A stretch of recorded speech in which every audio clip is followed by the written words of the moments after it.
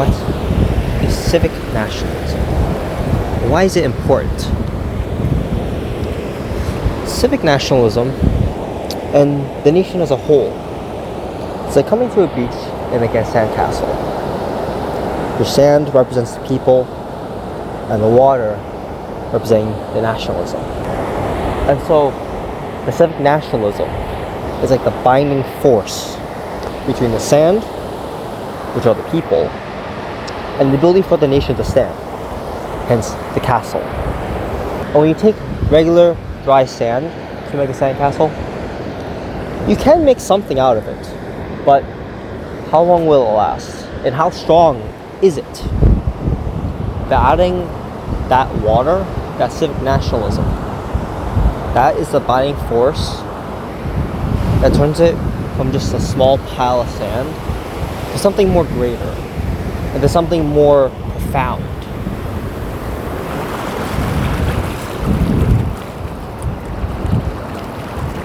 But what happens when you add too much water? What happens when the nation becomes ultra nationalistic?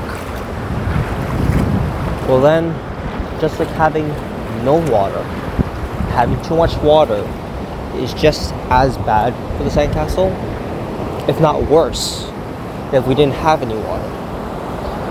If I was given the choice to say have no water or have too much water, I will always, without a doubt, go with the no water.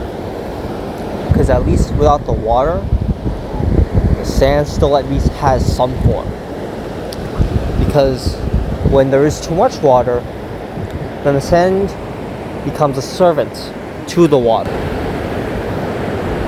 Because I would rather have no water in my sand and have it not as grandeur than when there is a little bit. Because when there is too much, then the sand becomes at mercy to the water, and it holds no form except where the water drives it. At least without the water, it has some form of itself. And just like with a nation, having no nationalism is alright. Right? There are many nations out there that can thrive and can survive without needing this strong and this defined national identity. And just like in real life, having too much of that strength put into the idea of one ethnicity, one race, or the singular identity is the way that many nations have their downfall. It's the way that it weakens the people. And in civic nationalism, it doesn't focus on the,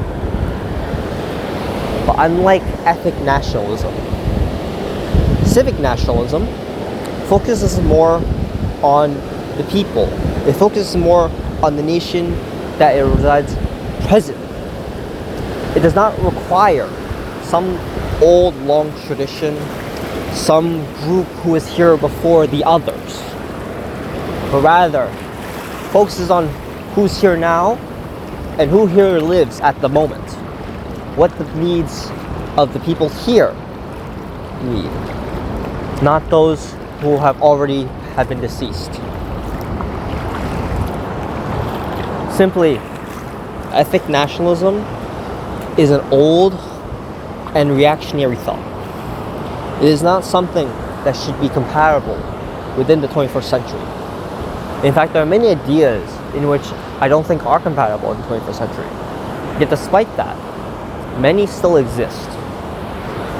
And so, here, with the civic nationalism, what is it? Why is it so important? Civic nationalism comes from the self. It comes from the way of life now.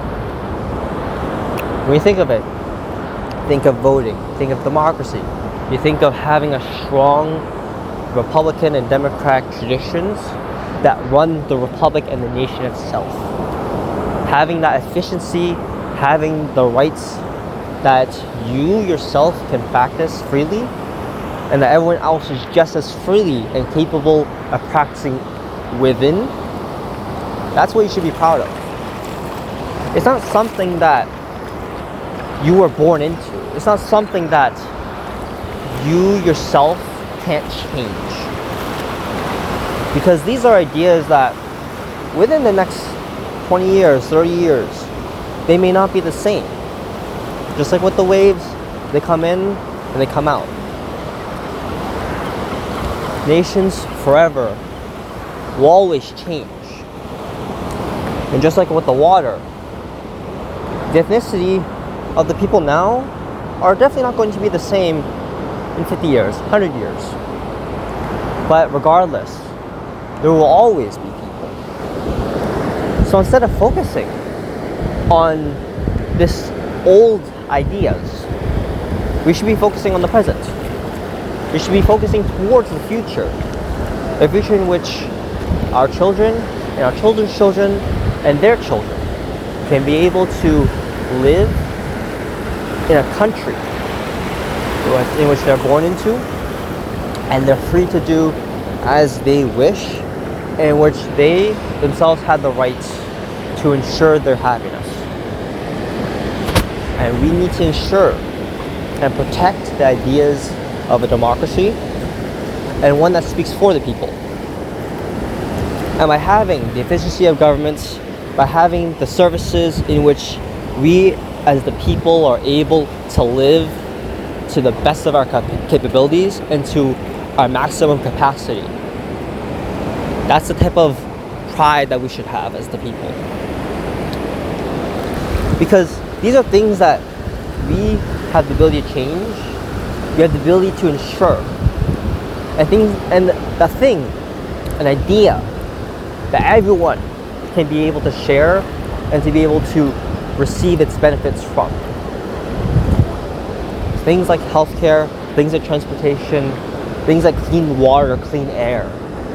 To fight for these ideas and to fight for that right to access for these things are things that are more closer towards the individual and to the communities than something that they're simply born into. Sure, you can be born into a country in which these services exist, but in a lot of these countries, eventually those type of systems do degrade, or there are groups and interests that do not like these ideas or do not like these types of systems. And so, as a democracy, we need to ensure the protection of these systems, of these programs, because it's things that we enjoy, we have access to, and they are the ones that give benefit to us, the people.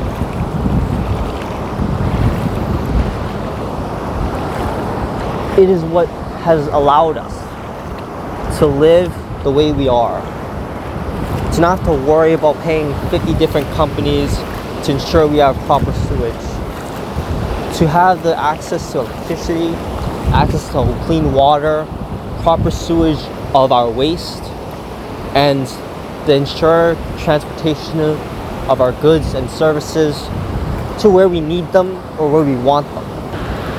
That's what we should be proud of. Shouldn't be some thing that we were born into. Shouldn't be something that's unchanging of us. I was born a man. I was born in Boston. Yes, I am proud of being Bostonian. But when that pride of where I was born and where I'm from becomes the negative aspect of me and becomes the driving force of hate and the driving force of reactionary thought, that's where the line is drawn, and that's where it should stop. Because when one's ethnic pride, one's regional or territorial pride comes into place, that's where violence occurs. That's where division happens. And that's how the virtues of a democratic nation slowly decay from. A majority of wars in this world throughout history have been due to ethnic, territorial, and religious divides or differences. So then, ask yourself, what should I be proud of? What I say is that you should just be proud of the fact that, especially in certain countries, where you have the ability to change the place you live, and it's something better, and it's something where everyone has that equal access, that equal opportunity, and the equal rights. Because in the end, civic nationalism will follow revolutionary ideas.